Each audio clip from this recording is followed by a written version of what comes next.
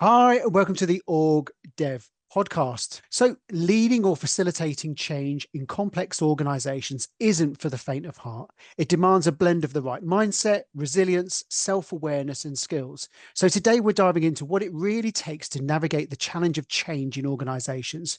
We've invited one of the very best to help us with this question, Mark Stringer. Mark is subject group lead for people, work, organizational psychology at the leading business school at Birbeck University. Mark both convenes and teaches on several modules, including organizations and change perspectives, HRM professional development, and learning and work and well-being. And he continues to supervise numerous masters and HRM projects across the board. Mark is passionate about supporting research that crosses disciplines and challenging traditional thinking and embraces diverse perspectives. He finds endless fascination in using psychoanalytic, structural, and post-structuralist approaches to rethink questions and conventional views of work and organizations. Now, full disclosure, one of the things that I do with the CIPD is I chair the CIPD London OD group. And for our big end of year event last year, we invited Mark to be a panelist. So Mark's extensive academic experience is underpinned by a fascinating career that's encompassed both public and private operational and HRM work within banking, retail, and the arts. And he's had senior roles at iconic organizations that all of us will know and all of us will be fascinated. So Sotheby's, Danny's own place of worship, the British Library. I was there yesterday. And HMV. And he understands the terrain of organizations, having worked in financial accountancy, product management, marketing, OD, L&D functions, and most recently as director of both HR and operations. So his research projects have been really interesting as well, looking at the stories of women's journeys to reach board level positions. And his experience includes an MSc in organizational behavior, a PhD in organizational psychology, and he's also HR Magazine's on the most influential list, 2023 and 2024 as well. And he also has a deep love of music, which will hopefully play a part in today's conversation too. So welcome, Mark. It's really great to have you. Danny and I have really been looking forward to this conversation all week long.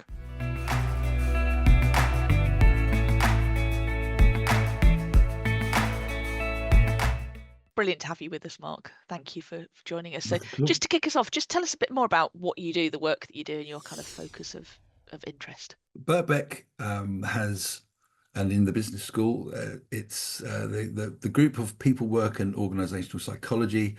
It's recently being expanded. We've been through an organizational change ourselves over the last 2 years at Birbeck, much like a lot of higher education organizations are having to do. The news today and yesterday kind of speaks to some of the issues that we're facing in that. And what I continue to find fascinating, and I think this is partly because of the student cohort and body that we tend to have at Birbeck, which is for those students who are generally still working or have worked or have just begun there. And because what is fascinating is that the students, we learn as academics so much from our students as well, because we are pushed, because those who come to our classrooms online or of an evening are those who are, they are working, they are feeling and experiencing these same issues, and they come to us to perhaps find a different way of reframing their own careers, or maybe changing their careers, or if they're starting their careers, to think about ways in which they can perhaps work in a way which is going to be beneficial for them and for the organizations they work in. So just to give you a brief overview, the department, we cover the masters that we offer, it's around organizational governance, around organizational psychology, HRM studies, career coaching and counselling, management consultancy and organisational change, and business psych for undergrad. So we have a lot of students who come in for undergrad and then carry on working with us at masters and in both professional doctorate and PhD. The module that I teach this term is organisations and change perspectives, as you mentioned, Garen. And within that, I think and again, it's a privilege to be able to teach it. And what I've always aimed to do within it is, bearing in mind my own experiences in organizations, is not to give the students 9 weeks of stuff which they will probably have been exposed to and have experienced previously. And what I mean by that, and I need to kind of counter that comment, which is not to say that isn't of worth. However, in organizational change, one of the constant refrains is that, why does it all pretty much fail? Well, why is there such a high failure rate in organizational change? Now, my argument for providing a different lens, different view over these 9 weeks for our students is to say, well, if that's the case, we really need to stop doing the same things that we've always done before and having the same discussions, the same approaches. And again, this is a mantra which I utilize across all my kind of teaching and research, which is to say, well, if we need change, we need to do something different. So to answer your question, Danny, is to give the students a space to recognize that might be slightly anxiety inducing for them, because they will have come from organizations and spaces and previous learning, arguably, which says if you want to change an organization, then you need to do X, Y, and Z, and you need to do this, and you need to do that, and then you'll get this. And in some cases, there's the elements of that which we all need, but I kind of leave that at the front door at the beginning of the term and say, well, yeah, okay, well, if we know that, and if we believe that that's problematic, then we need to look at it in a different way. And so therefore we then spend the next 9 weeks exploring differing ways of looking at organizations and change. And what do we mean by change? And the kind of the temporal aspects of that. And what I mean is, is change episodic? Is it something which happens in one particular time and frame, or is it continuous? And actually, is it constructed by us as we go through and doing it, which I think is always an important point for those students who are perhaps consultants and wanting to become consultants, because it's a sense of, yes, you may be asked to come in and do a project, but that is quite a kind of sort of normative and a very kind of black and white way of looking at change, that somehow you can just come in and go, I've got 3 months to do this, and then at the end of those 3 months we will have done X, Y, and Z. And which again, organizations love rationality. They love to be able to, because you have to get it through stakeholders to be able to pay for this stuff, but also you have to think about all the context which organizations are in. And certainly in the last 5 years that's been exacerbated. The news that's traveled across from the Atlantic in the last week or so, arguably is going to have some large implications for organizations. Brexit still has. There's lots of things which are coming together in these last few weeks which kind of resonate with what wider change has taken place on the global economy over the last 10 years.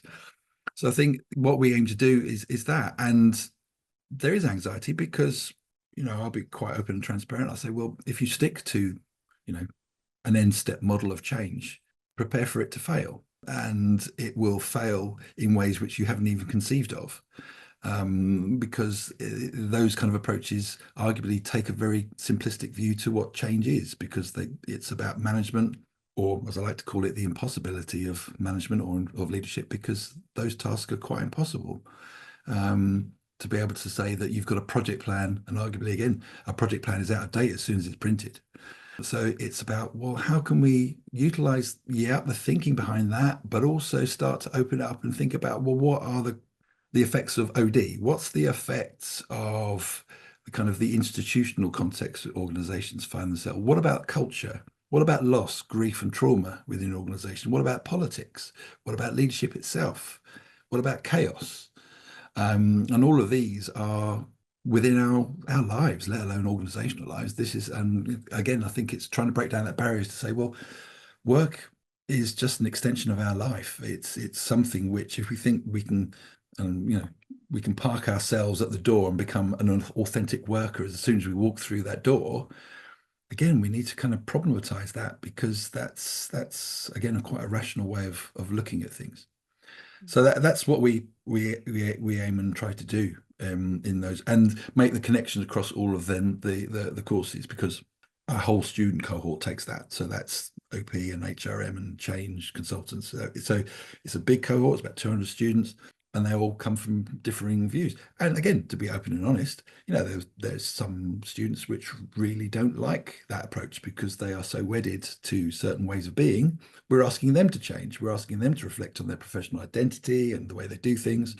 So that's interesting, because I can then send that message back to them, say, well, what do you find uncomfortable about this as being a change? Because this means something to you. And I think one of the things that I have become more emboldened in talking to about the students is that change itself, organization or personal or whatever, it really is an embodied experience, and the effects that it has upon us as workers, change consultants, as human beings, is sometimes immeasurable. And the ways in which we are asked to throw our entire body, mind, spirit into this type of situations cannot be discounted, and it has to be taken into account. I think that, again, asking the students to perhaps be a little bit more gentle and a bit more humble in that kind of approach, I think is a really important thing for them to go back out, and when they're being asked to take on projects or lead change or be part of change, or is to reflect upon and say, well, how do I enact this? How do I perform what I'm learning back into the workplace? And one of the joys of doing this job is, even this term, so I've got new students who've joined who have already begin to speak about how emboldened they have become already to be able to go back into organizational spaces and to challenge, but to challenge objectively, and to kind of think about using this new language that they're kind of picking up. But also, and I think this is a really important part, which speaks to the idea of evidence-based management, is to back those arguments and objective claims up with material which says, look, objectively, this is what's being said.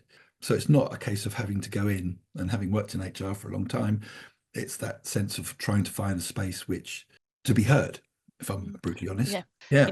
You're talking to the students about, and their whole worldview is changing, and their view of how change works and how they operate in organization shifts, and then they're going back into organizations that nobody else has gone through that experience with them. So how do they take that into the organization and go, that is, you've got it all wrong, it's different, it's not like that, it's much more complicated? And they're like, oh no, he's gone on a course. If we keep our heads down, this will pass. Well, see, and that's a fascinating tension. It genuinely is, because a lot of students for us, for example, are sponsored by their organization.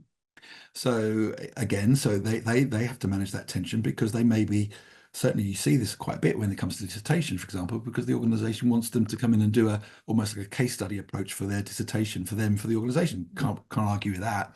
That brings with it different ethical issues and kind of a position as a researcher, of course. But it's a really good question, Danny. And my first word would be tentatively, because this is something which, you're gaining a new identity.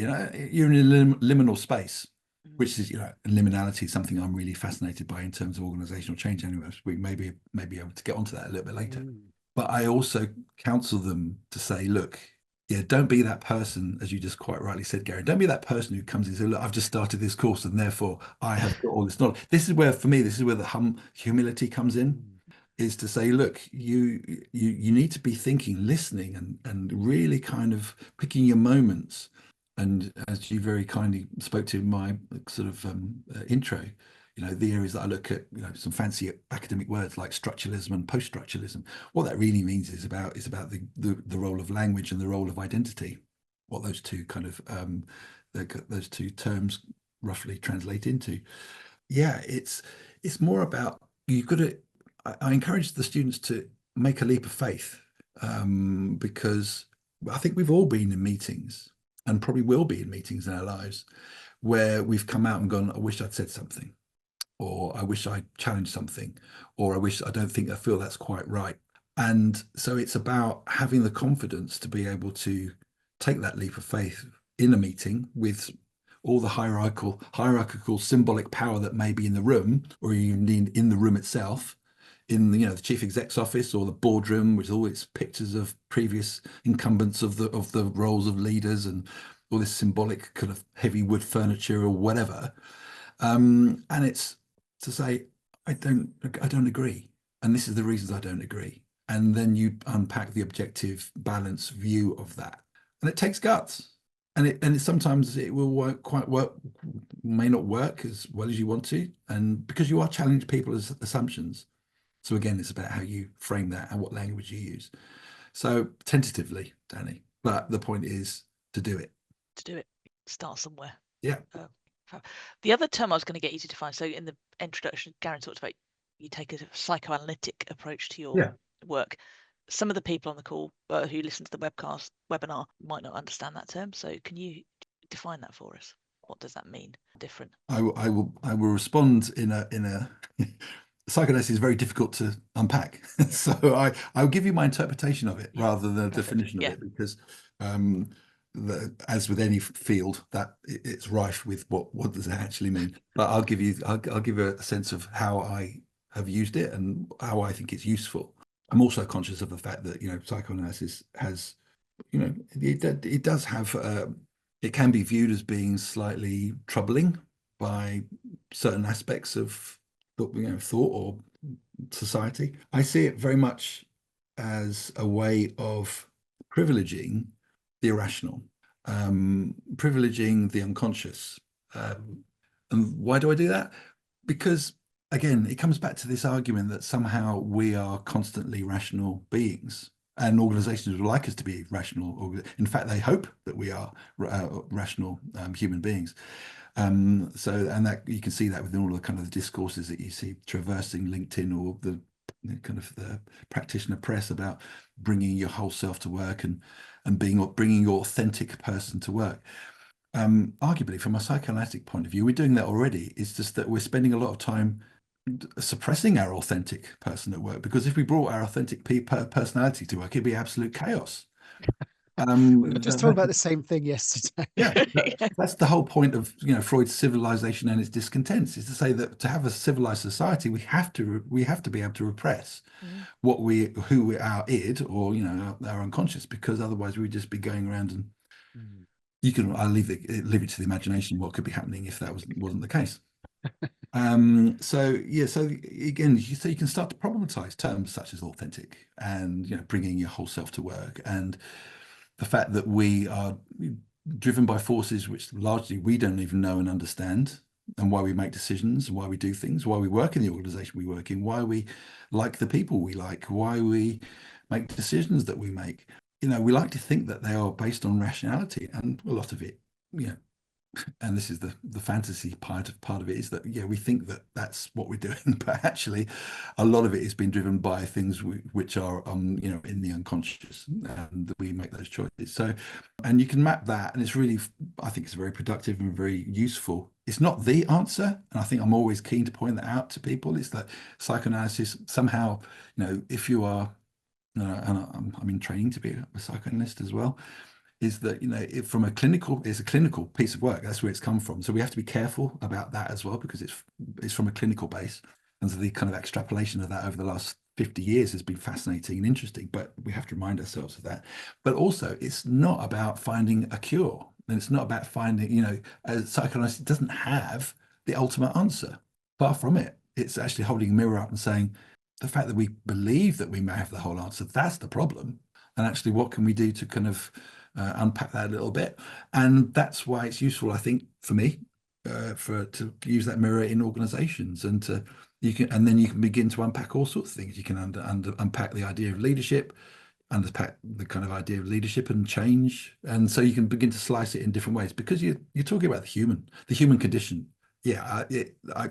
Clearly I find it fascinating. I wrote a PhD on it, so I must have found it fascinating, and I still do.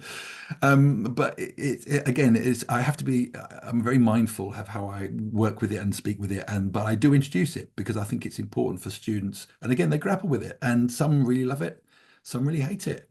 But that's ambivalence. So that's a beautiful place to be, because I can ask questions. Well, what is it about this that makes you feel uncomfortable?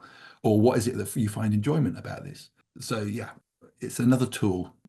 But it's not the tool. Yeah, and a question I'm burning to ask, because you've just come. When we first met, we met in September. You were just about to initiate term 1 for a new inductee of 200 people, and it's almost like that rite of passage. It's like starting to sort of understand identity and what do I bring into change and all that.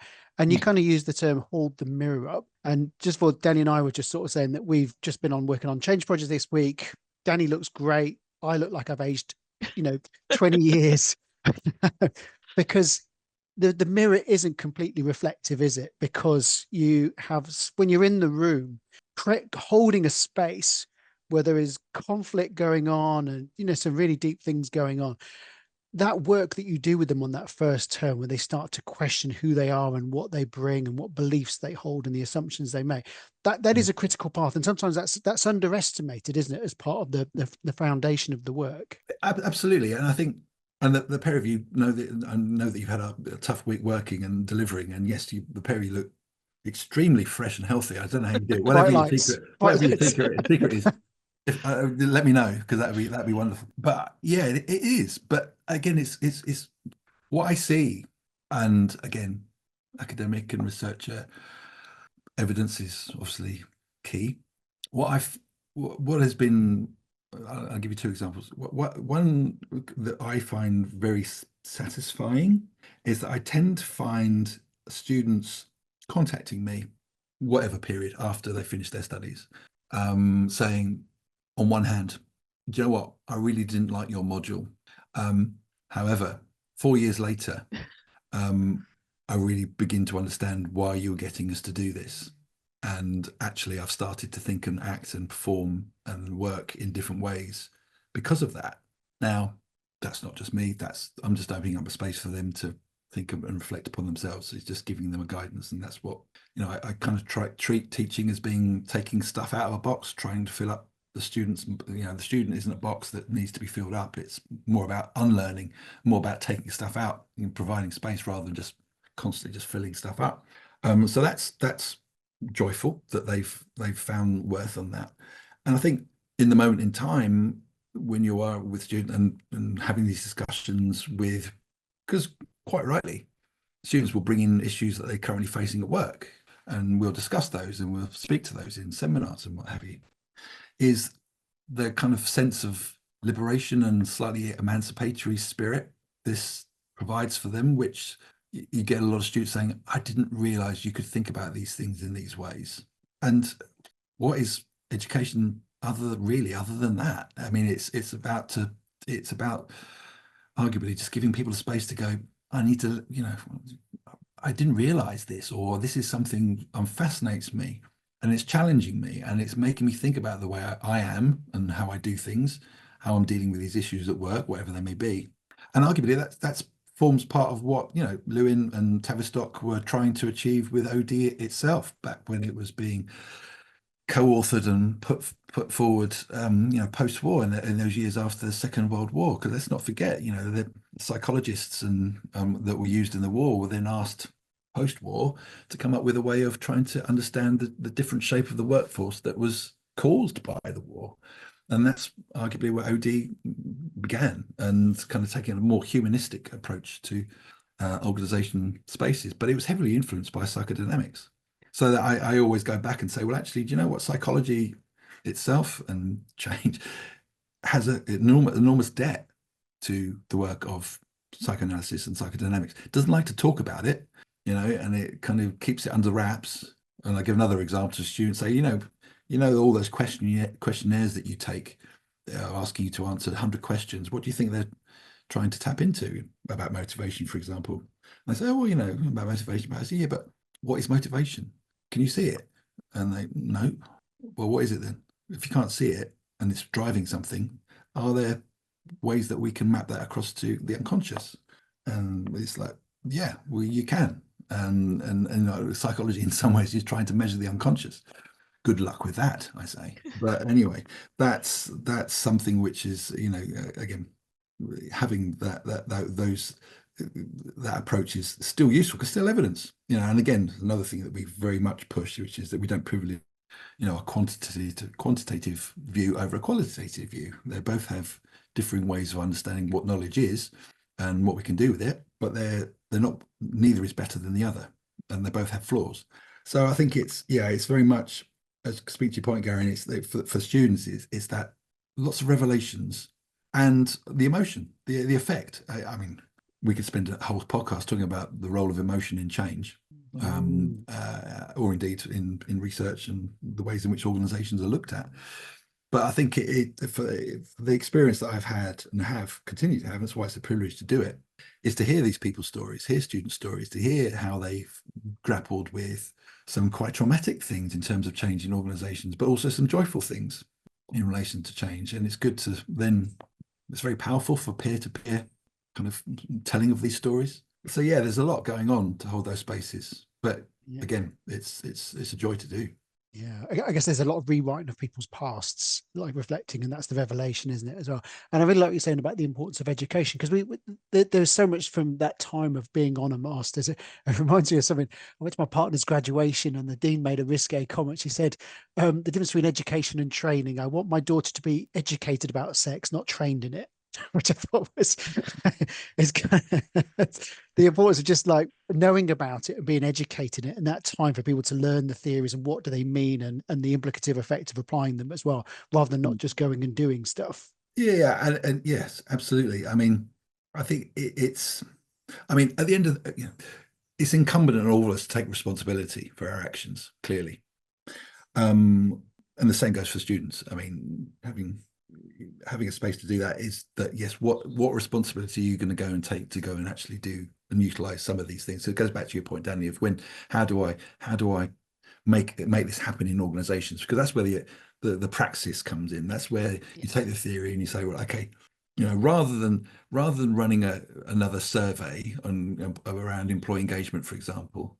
And I think Garen, I've told you this story when we first met, but I remember I used to be part of an HR directors network, and you get, as ever, you get these kind of round emails from colleagues saying, I'm having to do this, any ideas, any thoughts? And this one came around saying, we want to change our employee engagement survey provider, and we want to run the survey again. Any ideas? And I remember I just sent one back. I just said, yeah, absolutely, don't run one. And there was this kind of it was a provocation, absolutely. But the point was based on why do you need to read one? Why do you need to run one? What are you trying to achieve with it?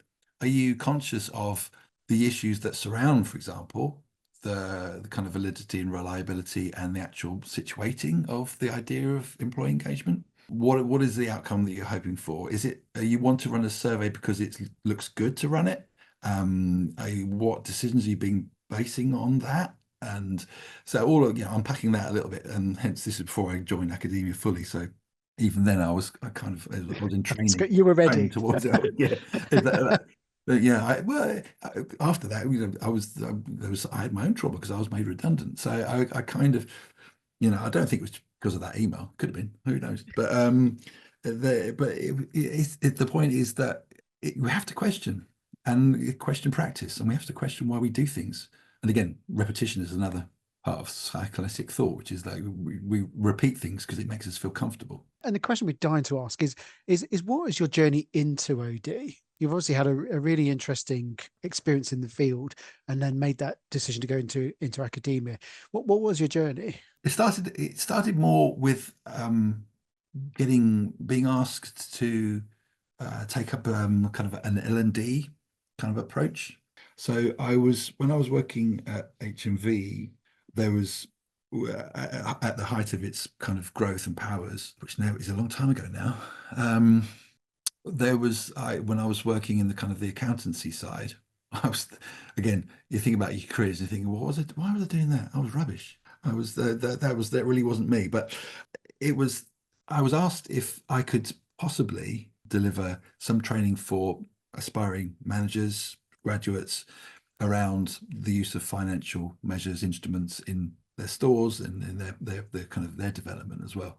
So I did that, and I appeared to be quite good at that, and getting those kind of things across in an interesting way, but also a challenging way for the kind of the management team. So that I kept on getting asked to do more and more and more. So in the end, I kind of was then asked to join the L&D department, which then opened it up into kind of doing my CIPD qualifications and training and all those type of things. So much wider kind of aspects of it took me to leadership and took me into selection assessment and all these type of things. So much so that I then left there and had a proper HRM role at the British Library, and was asked to do similar. I had a kind of a floating remit, actually, which was fascinating because it took in L&D, but it also moved into organizational design and organizational development. Because at that point, which was around about 2004, the library had just moved which was fascinating. And looking back at this is fascinating for me. I didn't really get it at the time, but the library had only just moved from where it was in the British Museum into its new space on Euston Road. And the fascinating thing about the Euston Road building is that it's designed to look like a ship. So the architect was a big not a salesperson, a salesperson and a sailor are two different things. Probably both, actually. So a sailor, but perhaps he clearly was a salesperson in getting the contract. But it's built, if you look at it, if you ever see it, it's built very much like a tear down, so it looks like an ocean liner. And it's only latterly did it kind of make me realize that at the top were all the kind of the hierarchy, the power, the chief exec and the buildings, all the nice, and then right at the bottom, and the British Library underneath the front plaza is deeper than the underground, and that's where all of the kind of the documents and kept, but also that's where the low grade workers are. So the metaphor between that and you only have to look at the film Titanic and look at steerage and look at the it resonates even there. And then they begin to there was problems of the fact of organizational change from a building for the British Museum. People felt that they'd lost kudos and gravitas by moving from the British Museum to this brand new building which wasn't theirs. There was lots of ghosts because people didn't travel with them from the British Museum because people left. So as an organizational change, I joined it very much now looking back on it and thinking, oh, there was so many things going on there.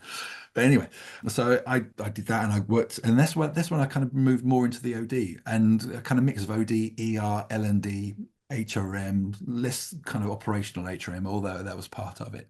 So I did that, and then I moved on to working at Sotheby's, and that was more of a HR kind of, and operations role as a director. And that was again having to go through that and think about how that was situated in terms of where they were as an organization.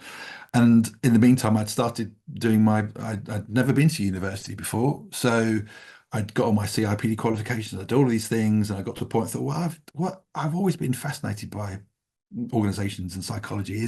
Is there anywhere I can do this, knowing full well that I can't give up work because I've got a family, I've got a mortgage, and all these type of things. And I saw a poster, Birbeck, and you can study in the evenings. I thought, oh, that's interesting. So I went along thinking I'd just find out. Cut long story short, managed to get in, did my part-time masters. Literally after the first week of walking in there, I went, oh, this is my world. This is again, when I see these new students, I'm embodied that experience from 13 years ago, because I can still remember the excitement and being challenged and thinking about all of these things. And it really was a space of opening up, thinking, I didn't realize you could speak about these things. I didn't realize you could think about these things in such ways. So it really resonated. So much so that my supervisor said, do you want to do a PhD? I've never even thought about it. I thought, well, how can I do that? I've never been to university before. What's going on? To the point, well, yeah, done it. So and that has been provided to me. And that was how I could then move into the kind of psychoanalytic space, because that's what my PhD was around. Using psychoanalysis in conversation with employee engagement. So hence you can see why my email back to the HR director group was based around kind of my own research as well. So that's the kind of sense. And then once I'd started tutoring and taking seminar jobs and all this time and trying to find a way. And I'm very fortunate. I managed to get into a full-time role in academia, which I know is very tricky these days. And then I got asked if I would take over the module on organizations and change. And I just literally jumped at it, because that was the first module I ever took in my master's. That was the bit that I opened up these doors. And I thought, how often do you get an opportunity to do this? So I jumped at it. So that's hence why I've just kind of bobbed and weaved my way through a fairly non-linear career. But then again, one of my modules, I asked my students to map out their career in a visual way, and it's really fascinating, because then it's worth us all doing it, actually, because you suddenly look at where our careers have gone and been and moved and shifted, and our life spaces, where we were at and why the decisions we made. It's a fascinating way to do it and to think about it. You said when we had a pre-call, you talked about how passionate you are about music. How does that shape, inform, what the right word is, to the work that you do? How do they link? They do link. It is a passion. I've had a parallel career, is far too grand a word for it, but I've a parallel life where I've been a musician with gaps, which other life events have taken over, but it always has and remains a passionate area for me. The ways in which I've grown actually to kind of understand it more, Danny, is that I kind of look and think about the times I've spent in recording studios in my life, and what is fascinating about it as a creative act is that you are you're turning up in a space with ideas, and you are being mediated through technology and from a person who is managing that technology for you at that point, because you don't know how it works and they are the master and they know the stuff, and you're hoping to end up with a product that is kind of replicates what's in here, which always carries with it a slight level of disappointment because it's never quite what is actually in here, or what was in the plan, or what was in the project brief. So you can begin to see where the kind of the parallels start to interweave with this in organizational spaces. And so you spend time and money and resource sitting down and trying to create these things, and then you end up with these things. But all of these things are created by different elements. So if you're in a 24-track recording studio, you've got 24 tracks to play with. So you record the drums, you record the bass, the vocals, whatever instrumentation that you've got. So you record all those bass things, and then you start to mix them. And then, of course, the mixing is just a form of interpretation. And then you have the tensions within the group of people who are in that room, arguably, from my experience, you've got 4 people in the room. So you've got drums, bass, guitar, and a vocalist. And of course, each of those 4 people are vying for their own voice or choir instrument to be pronounced. So you'll be sitting. Why can I make the guitar a bit louder?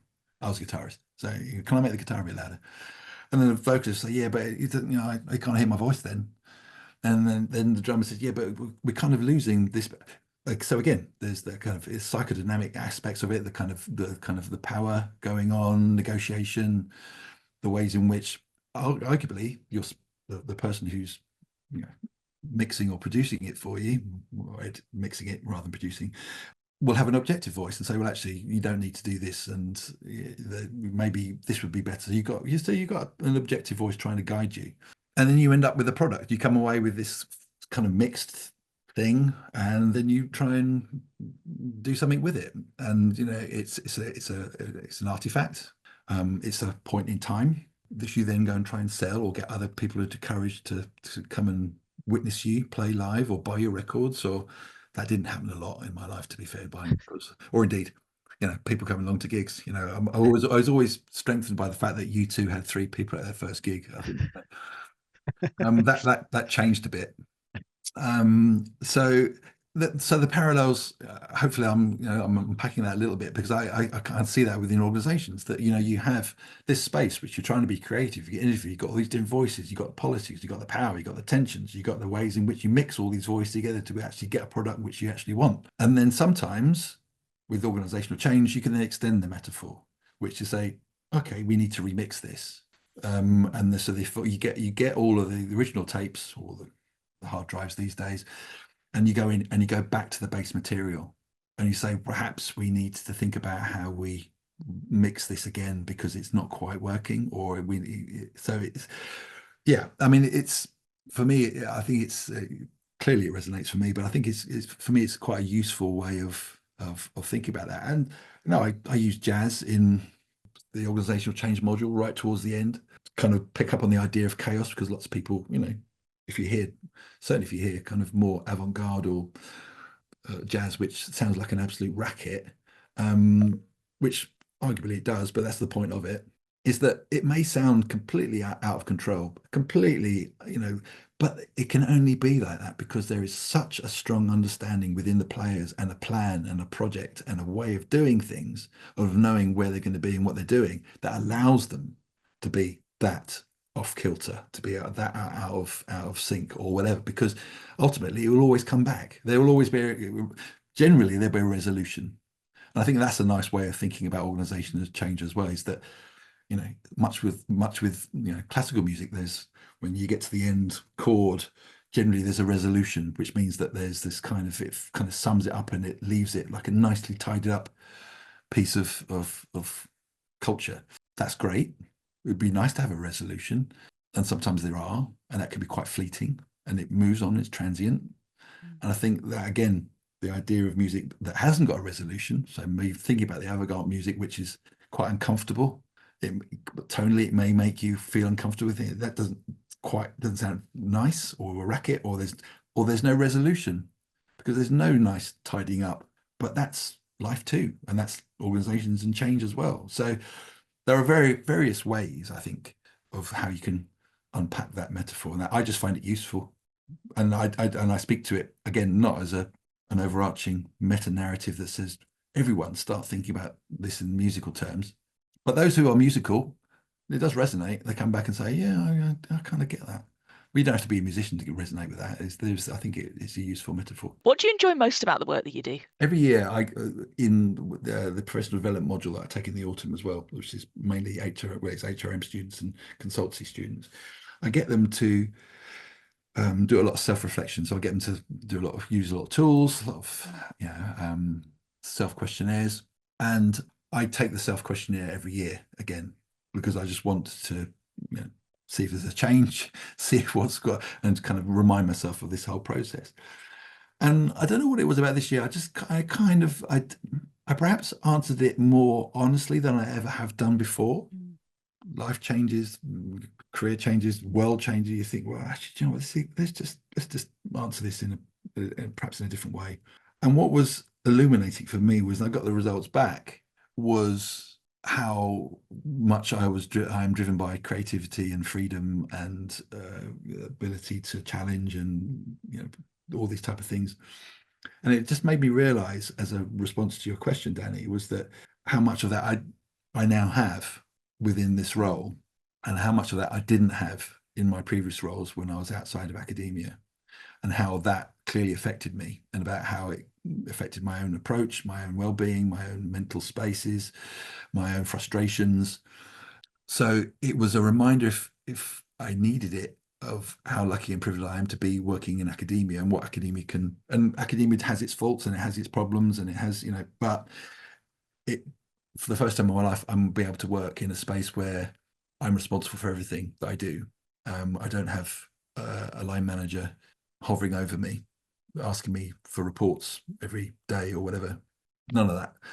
It's more a case that I can go out and I have a space to experiment and to speak and to push and to utilize material and academic material, my own practitioner focuses, and to engage with colleagues like yourself and with wider spaces, to see how it lands and to push people and to provoke. I do like provoking people, and I don't mean that in a way that I do it for fun, or that it's somehow that have this slightly sadist or approach to life. Far from it.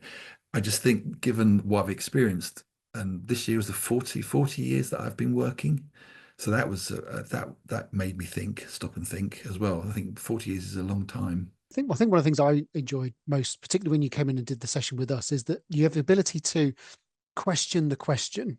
So when people ask a question, there's often a huge assumption in there, isn't there? And it says so much, and it's the ability to slow things down and say, well, the question that you're asking, where's that going? What assumptions are you making there? Like, what are you trying to lead here? And that's such an important tool, isn't it? The ability to sort of slow things down and make people question before they leap. Yeah, funnily enough, Gary, there was a paper this week that my students were looking at, which there's a really useful paper by Bush and Marshak, and I can share the paper for listeners if they want to explore it. But this was just a kind of a chapter by Marshak. He was talking about his consulting experiences, and talking about how the idea of deep listening when you're in consultancy spaces, in terms of change, for example, is really important, because it allows you to pick out those words, which, and this comes back to the mirroring aspect again, that you can pick out and just send back to who's just spoken the words. So it might be resistance. They might say there's always a lot of resistance about things, blah blah blah blah, for a reason for why not to do something, or that it's never happened before. But just by picking that one word and sending it back to them, it's very powerful. It shows that you've been listening, but it also highlights to the listener sort of key phrase or a key way which may be blocking why they're doing they're not doing something. And it comes back to this confidence thing, because that might be a leader. That might be, for a consultant, might be the person who is going to give you the contract. It might be, the person who, if you're in HRM, that is going to sign off on a project, or that is, again, so it's that sense of, and it can be, when you're doing that to those people who may find that challenging because they are the leader, or symbolically or hierarchically, they're not used to it. They may respond in ways which are not comfortable. That arguably says more about them as a leader than it does about you as the person questioning it. So again, it's about having that confidence and the gravitas, and it's a term I don't like, resilience, but I'm going to use it, resilience, to keep on going back and being knocked down and getting up and doing it again. Because it comes back to the ethics, I'd say, the ethics of organizational change and the humility, but also that generosity that we have to have when we're dealing with people one-to-one and thinking about these situations, because that leader may be obdurate and difficult, but they're still a human being. And why is it that they are being obdurate and difficult, and what pressures are they under? So I think that kind of coaching aspect of it is really interesting as well from an OD point of view. I guess there's expectations in their response as well, isn't there? There's this, again, that humility, which is, well, surely I've given them the feedback. Surely they should have the cathartic moment now, shouldn't they? Yeah. But sometimes people listen in hindsight. Sometimes they have to process it, whatever it is for them as well. So I guess that's an important element of helping people. It really is, absolutely. And it's that, yes, you can hope that they're going to have a cathartic moment, and it's not always the case. And it's sometimes, I'll argue, it's quite a rarity, because it becomes back down to organizational identity. Because intertwined with the humility, as from a leadership point of view, is also recognizing, can I show that I have fragility? Am I able? Because it comes down to psychological safety, comes down to the culture in the organization, comes down to the context. And that one word, I'd say, is the one I use so much in my daily life with students and academia generally, is context. Because again, you can read about all these projects, you can academic papers or practitioner papers, case studies, XYZ, whatever. But you always have to think about the context, and to think, well, just because this worked here doesn't necessarily mean by doing that it's going to work here. So again, it's having that kind of flexibility, humility, however you want to place it, to say, yes, there's useful things to learn from here. It's not a given that by following, and that's part of the reason why I have an issue with the end-step models, is that you can do that here, but it's not going to be the same result. Why would you think it's going to be the same result there? If you think it's going to be the same result there, that's another problem. That's another issue that you're going to have to try and contend with, because much like thinking about the product you get from a recording studio, what you desire at that point is never going to be it. And that's the point of desire, because desire is never fulfilled. It's always, and that's what we have in our lives. We absolutely do. And it's really easy, isn't it, in hindsight, to say, oh, we followed a 5-step process, when the reality was it was very wiggly and all over the place, and there were lots of things at play. And when we're looking at back in hindsight, we saw, well, we did A and we did B, and then C happened, and then D, and we ended up with E, as if it was all planned and beautifully laid out.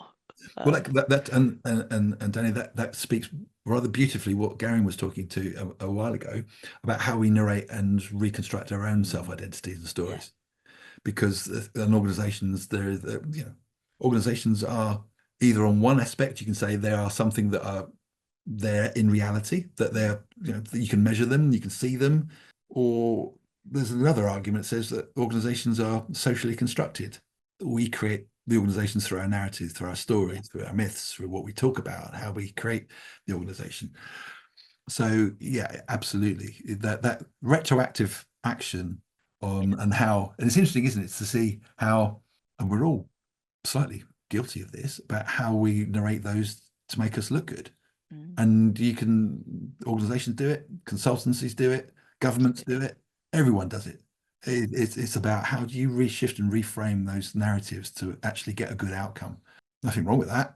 It's just that if you start to believe those stories constantly, then that they are a thing, that are the concrete reality, then you begin to see where their problems arise. Social constructionism is what gave me an identity crisis. So one question we really want, and it seems like it's a good time to do it, 40 years. I feel there should be some kind of celebration or a present for achieving that. But you speak to people from organizations from across sectors, across different regions of the world. What do you see as some of the key challenges organizations are facing right now? Surprisingly, I don't think some of the real issues are anything new. And that's both unsurprising and a bit saddening, because I think there's always there was an email that came around today from one of the HR magazines, blah, blah, blah, talking about how L&D should have a voice in the C-suite. And I'm thinking, yeah, but this conversation has been going on for a long time around, the HR should have a voice in the C-suite, or how can HR be taken more seriously? And I don't mean that in a, I'm not saying that in a kind of for comedic effect. I think it needs to be. So this is self-questioning and self-understanding of identity, and you can put that on the HRM profession arguably as well. Is to say, well, these aren't new conversations. And there was a bit that's saying, well, is it OD? I think it was talking about organizational transformation rather than. It's like, well, that's just a change of a word. I mean, that doesn't mean anything really. If you want to change it from one word to another, what does that actually mean? A bit like moving from employee engagement from satisfaction. It's like, well, arguably there's very little difference. So I think sadly there's stuff which has been, and if I take a psychoanalytic point of view, repressed. And with repression, you get symptoms, because symptoms are the kind of the eruptions of what's been repressed. So the issues, the problems which happen, which constantly turn up because they haven't been addressed. So I think, to answer you, if you were to push me to have the ideas, is that, well, okay, firstly, what is the role of, for example, HRM in terms of their voice and their position in relation to organizations, and about how are they seen? Are they seen as purely policy and practice and making sure that the voice of the leaders are undertaken and delivered, or are they holding a middle ground between both the leaders and for the workers as such? How is that going to translate with a new government that wishes to perhaps bring together a more cohesive kind of unionized kind of approach to that, and to think about legislation? So that's going to be interesting. I think that's going to be useful and productive. So I think there's that. I think, yeah, I mean, AI, I mean, who knows? I mean, I mean, it's such, and that's part of the issue with AI is that it's so difficult to define and to think about what it can possibly mean. I mean, we've been here before about the ways in which, I remember when I first started working about having paperless offices. 40 years later, there's still plenty of paper flying around. But there's the AI. I think it could be misleading. I mean, it'll be what it is. I mean, I think it's a bigger issue for globally, for mankind, existentially, rather than it just being an organizational thing. And we struggle with that in higher education, around the ways in which it's utilized to create coursework, for example. So we're struggling with that. I'd say what's interesting also is that I also seen in the press in the last slow building up of this approach to having a 4-day working week, which again, a plug for my colleagues in the business school.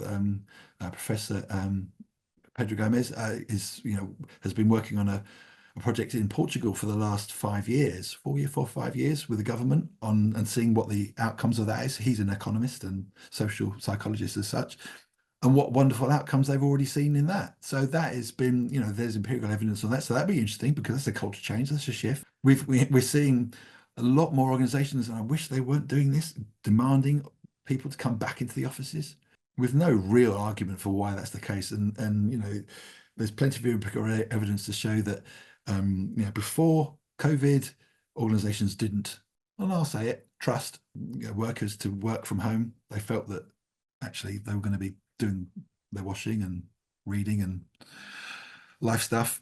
But empirical evidence will show that actually workers who work from home worked harder, because there was an element of guilt, because they felt that actually this is quite nice, and actually I don't want to take it as being, I don't want to take take this for granted, and actually I'm going to do more because I'm not being seen. I want to show that I'm being productive.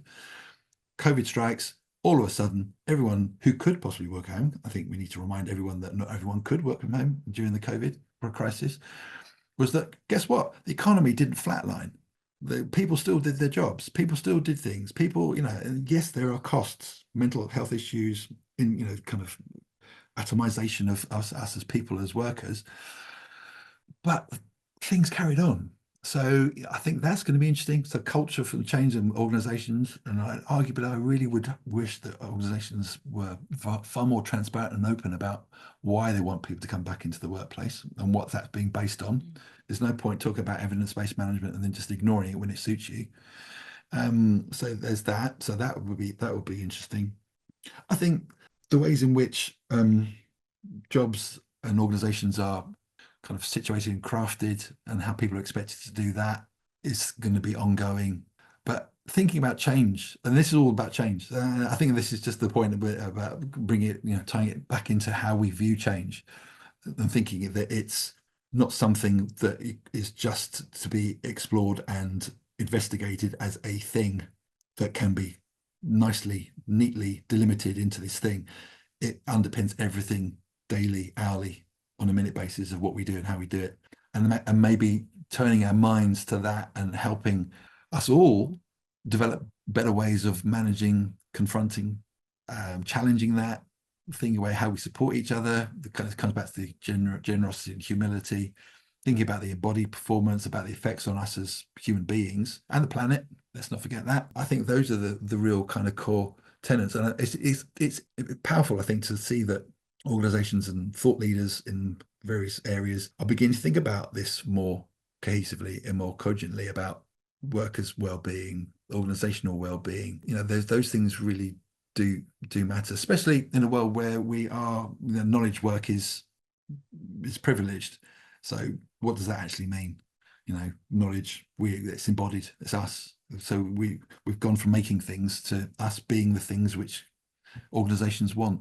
So again, that then leads into selection and recruitment, so assessment. So it's about how do we have fairer and more inclusive approaches to recruitment and selection in organizations. So again, it's all about context. It's overdetermined. There's the interconnectivity of all these things. Yes, we can separate certain things out and look at them and study them and talk about them. But I think it's that overarching view of all of this and saying, well, actually, how can we help each other to understand this from a kind of meta point of view rather than thinking about these things? If we only we could change the way we look at leadership, for example, which we need to do, that will solve everything, because then that just means that all we're doing is that we want leaders. We get the leaders we deserve. There's so much. I'm so glad we asked, because I think it's really important to look forward and look at the implications of things that are happening around us. One question that we always ask in every episode is, what advice would you give someone who's considering a career in organization development? So they're either maybe just starting to see the possibility of it, or they're thinking of taking their first steps. What advice would you give? I would say approach it with a sense of joy, a sense of wanting to explore, to lessen one's grip on, this is going back to what I've been speaking to generally in this session, is to prepare yourself to lessen your grip on your worldview. I would definitely urge them, if you were thinking of a career in OD, or indeed generally within organizational spheres, is to develop your listening capabilities, because we get taught how to read, write, blah, blah, blah. We do not get taught how to listen. And listening is quite remarkable when you are able to listen deeply. And it takes a lot of time and effort. And again, this comes back to the embodied performance of it, to be able to then respond back to someone in front of you in a way which is meaningful, but is also a critical aspect of it, which will affect meaningful conversations and change. And I think that's part of it. I think that if you can afford to go into therapy as well whilst you're doing these type of things, I think everyone would benefit from therapy. I really believe that. It's a shame that it's not available, or indeed people are able to afford to do it in lots of spaces. But I think going for an OD perspective, you're asking to take on a lot. I think that mirrors what's in the world of HRM too. I have absolute respect for anyone who wants to work in OD and HR, or any people-focused space, because having to deal with human beings is hard. We're hard. We're complex, tricky, dangerous, irrational, fantasy-led things. And trying to lead those things, trying to change those things, trying to motivate those things, trying to get those things to listen, to behave, to whatever, is hard work. And I think giving yourself a bit of space to not to be hard on yourself if you want to become an OD practitioner or an HRM practitioner or whatever, I think is a real key part to it, because you're going to have to look after yourself. I think that's a really important part of it. And to hang on to those moments of joy, and they will help build capacity for those moments of non-joy, which will inevitably come and batter you around the psyche. Amen to all of that. And to be honest, and I hope, I mean, I do mean this with absolute sincerity, is to engage with practices such as this, and with people like yourselves and networks, and to share those stories, and to recognize and realize that you're not alone. And I think when you're working with people and working these, you can end up feeling very alone. And you can feel that somehow that the whole burden of humanity is on you, that somehow you couldn't work out person X, or that you tried to do this with a group of people and it didn't quite work. Yeah, that's going to happen. And if you get comfortable with the idea of failure and lack and loss, rather than that being a downside, that is empowering. So I think, utilizing the resources that you so bravely put out to people and take time to do, I think is really important, to hear different voices. And to know that you're not alone. Right. Well, what a brilliant conversation. Thank you so much, Mark, for being really generous with your time and your insights. There's just so many sort of takeaways, and I feel as if we're just scratching the surface. There's things that we want to cover about liminality, and just fascinated about your PhD work on women's journey into boards, because that's a whole area of research that's just fascinating as well. Danny, what are some of the things that you want to take away from today? Gosh, where to start? I've really enjoyed the conversation. It's been really insightful. So I think I was struck by what you said earlier in the conversation about the importance of being tentative with your challenge, but making sure you do it. And I think a lot of aspiring OD practitioners and established OD practitioners, is having confidence to do that in various situations. I love what you said towards the end about lessening your grip on your worldview. So important. If we can all do that, then really important. The importance of context, and then what you said about the importance of unlearning. And actually, we don't need to pack our brains with more stuff. It's taking stuff out and creating space to think and view the world differently. You got all mine, actually. Mine were all those. And then there's just one thing that's probably going to wake me up at 3 o'clock in the morning, which is symptoms of the eruption of what's been repressed. Wow. Yeah. There's an episode title. Yeah. And I'll give you that. If that's waking you up at 3 o'clock in the morning, Gary, and then you may probably want to ask yourself why Why? taking that. But what does it mean? Well, I really am not in a place to give you a place to wake you up and or cause that kind of psychic trauma. That wasn't the aim of this session. Really. Oh no, it's thought provoking, which is. Yeah, I no, thank you for offering me the space to do this, and I think I've learned a lot, and it's very valuable, I think, to have a space to just to speak. And I think that's one of the key things that I'd hope that is a takeaway from this, is that it comes back to your point, Danny, about being attentive, and is that lots of times in organizations one feels that one can't or doesn't have the opportunity. And this is why it links to the idea of employee voice, these type of things. It's that's what voice is. It's about talking. And I think it's not just talking, it's about where and how things are spoken about, and the bravery and the confidence for people to listen and challenge what is being spoken about. And I think that is, and giving others who haven't got a space to speak, a space to speak. And I think that's of vital importance to not only OD, but to organizational and to life in general, honestly, to be honest. And if people want to follow your work, or if they're interested in the programs at Birbeck that you oversee, obviously you're a prolific author as well. What's the best way for someone to follow your work, Mark? Well, we'd love them to come and study with us. That would be absolutely wonderful. If not, then they can certainly, I'm on LinkedIn. I'm more than happy to happy to link in with people. I'm also happy to have conversations with people who maybe want to pick up on some of these points, and they can email me. I'm on my contact details are on the Birbeck Business School website, and hopefully at some point I can come and do another session for you guys. And that's always great to see the whites of people's eyes when you ask them a question which may be uncomfortable, and to have that conversation in a space which, as we did in the summer, which was a really productive space. So yeah, I'm always happy to contact and discuss this at any parts of this at great length, because I learn so much from doing it too. So it's a beneficial process. Brilliant. Well, thank you so much, Mark. We really appreciate it. For those of you who are listening, if you have enjoyed the conversation, then please do hit the like button, or feel free to share this with others that you think will benefit from it as well.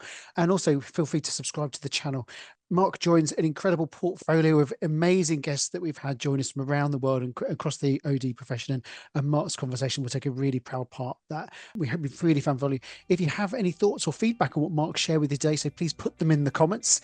We love to hear your feedback. And if you've got any questions for Mark, we're happy to pass them on as well. But again, thank you so much for your time, Mark. It's been brilliant. We've loved it. It's been a great episode. And thank you again.